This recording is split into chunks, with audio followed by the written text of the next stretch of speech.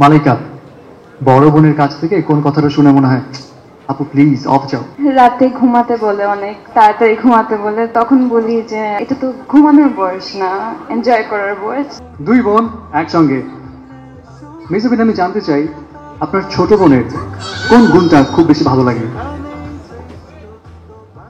Very honestly এখন ওর তো আসলে বেশ কিছু কাজের অফার আসতে থাকে, বাট আমার সবচেয়ে ভালো যেটা লাগে, ও অনেক বেশি কাজ পেয়ে থাকলেও সেগুলো আসলে করছে না, কারণ ও অনেক বেশি স্টুডিয়াস এবং অলমোস্ট যদি 100 মার্কস থাকে ও সবগুলোতে 99 স্কোর করে আসছে। তো ওর পড়াশোনা নিয়ে অনেক বেশি সিরিয়াস, এই ব্যাপারটা আসলে অনেক ভালো লাগার।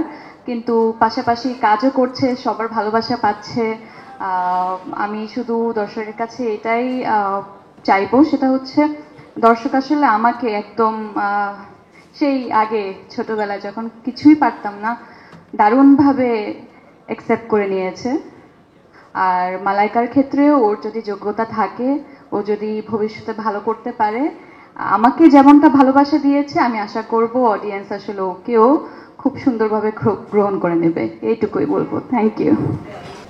I am just very grateful আমার প্রথম কাজের জন্য এই অ্যাওয়ার্ডটা পাওয়া, so thank you so much. Thank you. আমার তো প্রশ্নটাই করা হবে না। প্রশ্নটা হচ্ছে মালাইকা, বড় বোনের কাছ থেকে কোন কথাটা শুনে মনে হয় আপু প্লিজ অফ যাও? রাতে ঘুমাতে বলে, অনেক তাড়াতাড়ি ঘুমাতে বলে, তো তখন বলি যে এখনো এটা তো ঘুমানোর বয়স না, এনজয় করার বয়স। Thank you. Thank you so much মালাইকা এন্ড মেজাবিন। প্লিজ আপনারা নিজ নিজ আসন গ্রহণ করুন এখন।